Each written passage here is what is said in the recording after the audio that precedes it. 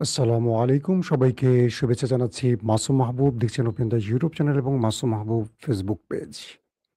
প্রত্যেককে আবারও শুভেচ্ছা জানাচ্ছি। পৃথিবীর যেই প্রান্ত থেকে যারা দেখছেন সবার জন্য ভালোবাসা, শুভেচ্ছা। আমার ৩ ক্ষুদে বন্ধু দোয়া চেয়েছে। আজকে কিন্তু আপনাদের জন্য ব্রেকিং খবর আছে অনেকগুলো। আর ৩ ক্ষুদে বন্ধু যারা দোয়া চেয়েছেন, ২ জন মানে ৩ জনই হলো আগামীকাল পরীক্ষার্থী। একজন অহনা মাহবুব, একজন মাওয়া, একজন ফাবিয়া তাবাসসুম স্নেহা। আপনারা অবশ্যই দোয়া করবেন। ৩ জন আগামীকালকে এইচএসসি পরীক্ষা দিচ্ছে। তাদের দোয়া দিয়ে আজকে লাইফটা শুরু করছি। আল্লাহ তাদেরকে কামিয়াব দান করুক, সাফল্য দান করুক, জ্ঞান, বুদ্ধি, প্রজ্ঞা, শ্রেষ্ঠত্ব দান করুন। দর্শক, আজকের সবচেয়ে বড় খবর কি? পাকিস্তান আবারও ভেঙে যাচ্ছে।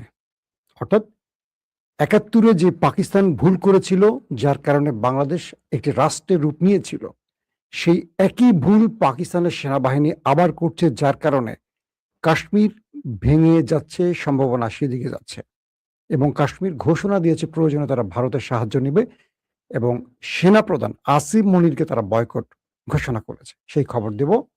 পাশাপাশি পাকিস্তান, আফগানিস্তান একটা বড় যুদ্ধের জন্য প্রস্তুতি নিচ্ছে।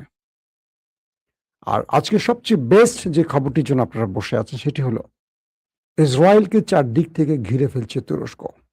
ইসরায়েলের ইন্টেলিজেন্সগুলো, গোয়েন্দা তথ্যগুলো বলছে এরদোয়ান মসজিদুল আকসাকে মুক্ত করার জন্য একটা বড় পরিকল্পনায় আগাচ্ছে। আর সেই পরিকল্পনার একটি অংশ হলো তুর্কি গোয়েন্দা বাহিনী এবং মিশরের গোয়েন্দা বাহিনী একটি গুরুত্বপূর্ণ বৈঠক করেছে। চলুন, পাশাপাশি ইরান আমেরিকার শান্তি চুক্তি নিয়ে কাতারের বৈঠক শুরু হয়ে গেছে আল জাজিরার তথ্য মতে। চলুন, খবরগুলো একটা একটা করে দেওয়ার চেষ্টা করছি। প্রথমেই আমি আসি ইরানের খবর দিয়ে, তারপর চলে যাব আজকে এই খবরগুলো সংক্ষিপ্ত করে পাকিস্তানকে একটু গুরুত্ব দেব বেশি। ইরানের এবং আমেরিকার মধ্যে আলোচনা চলছে দোহাতে। আল জাজিরার সূত্র বলছে কাতারের রাজধানী দোহায় ২ দেশের মধ্যে আলোচনা চলছে, তবে ২ দেশের শীর্ষ নেতারা মুখোমুখি আলোচনা করছেন না। আমেরিকা তার ২ জন গুরুত্বপূর্ণ ব্যক্তিকে, জয়ার্ড কুশনার এবং উইটকফ, তাদের ২ জনকে কাতার পাঠিয়েছিল। যে ট্রাম্প বলেছিল ইরান আলোচনার জন্য মুখিয়ে আছে, হাতে পায়ে ধরছে, কাদাকাটি শুরু করেছে, দিন শেষে দেখা গেল ট্রাম্প মিথ্যা বলেছেন। অর্থাৎ ইরান নিজেই আমেরিকার সাথে আলোচনা করতে কাতারে যায় নাই। ইরান বলছে আমরা কাতারের সঙ্গে প্রয়োজনে কথা বলবো, আমেরিকানদের সাথে আর বসবো না।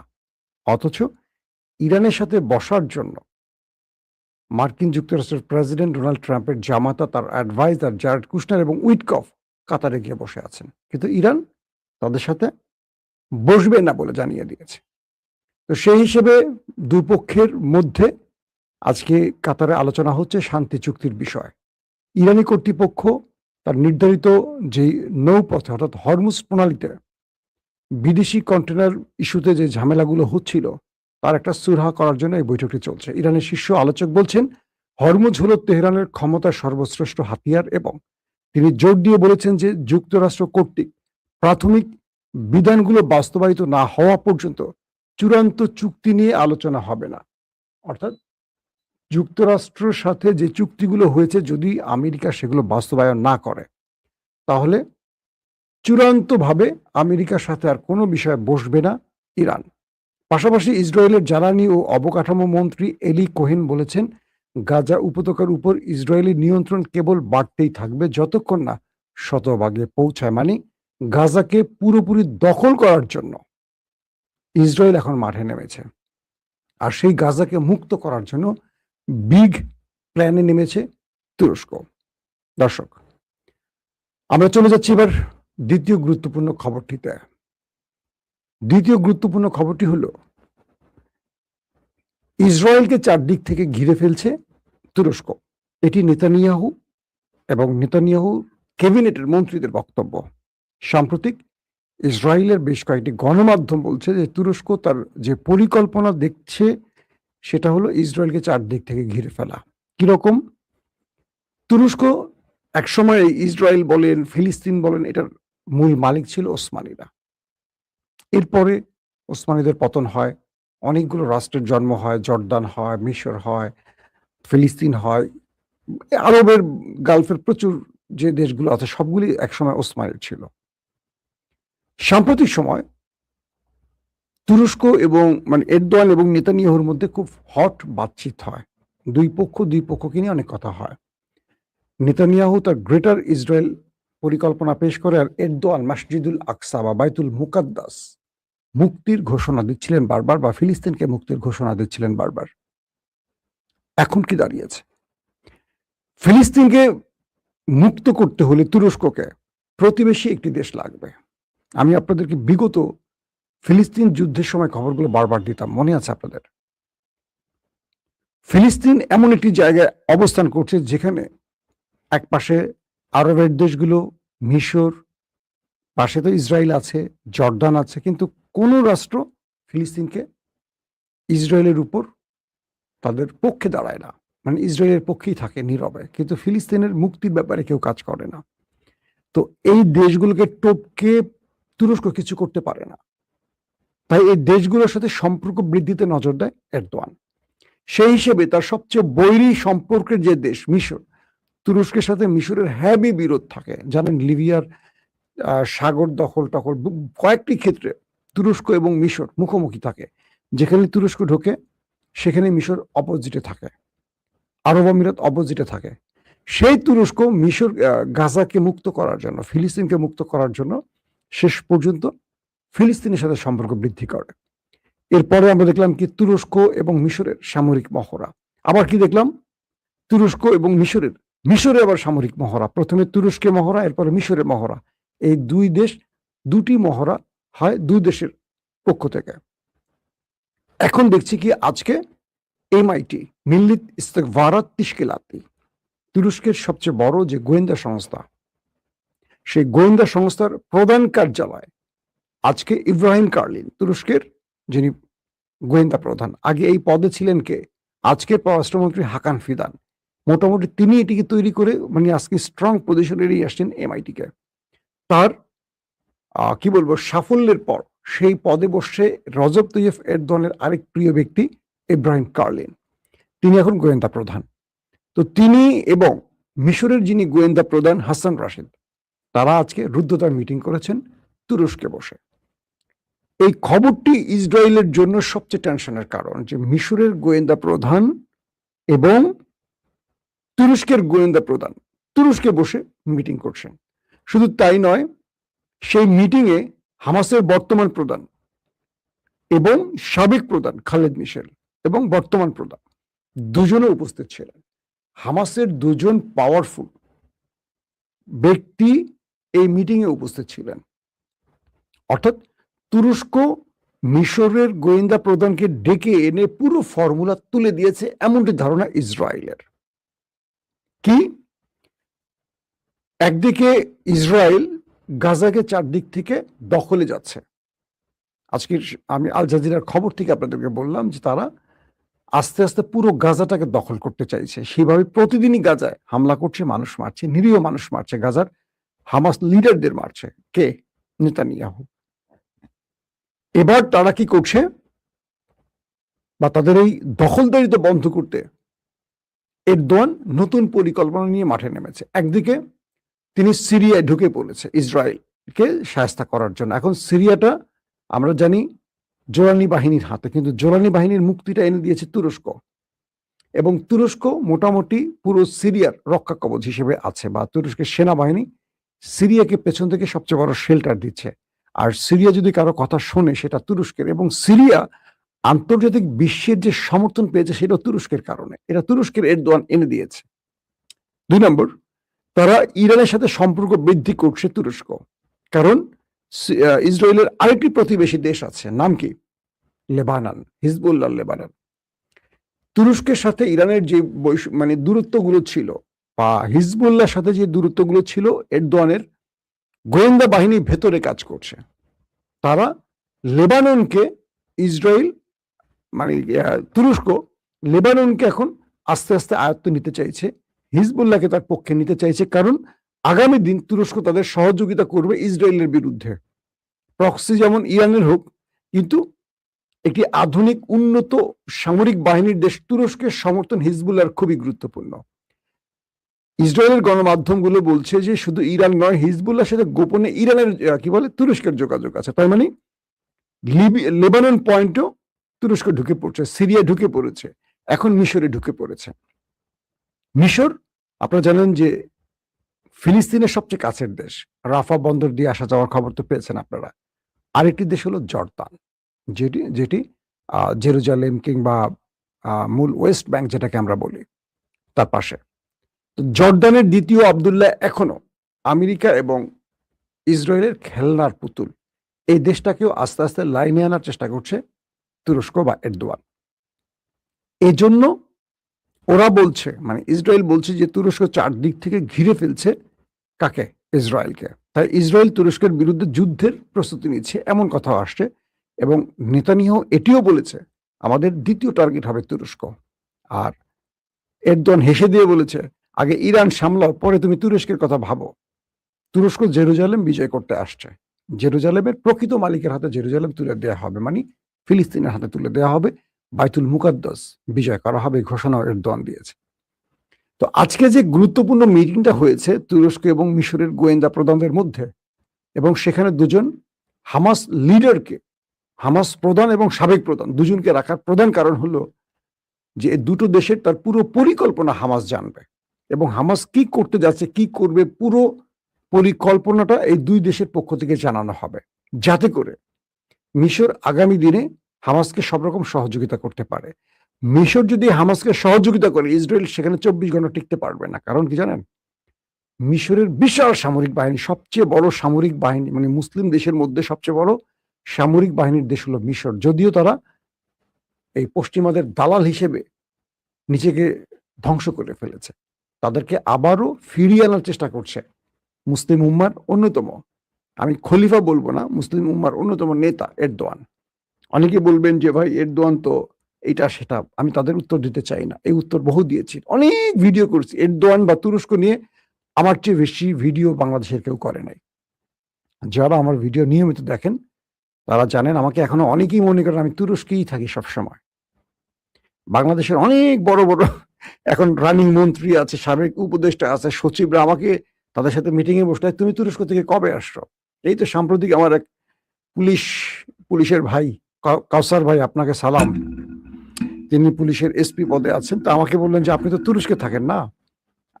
মানে সে আমাকে এখনো তুরস্কের ভাবে, কারণ এত পরিমাণ তুরস্কের সংবাদ আমি দিয়েছি।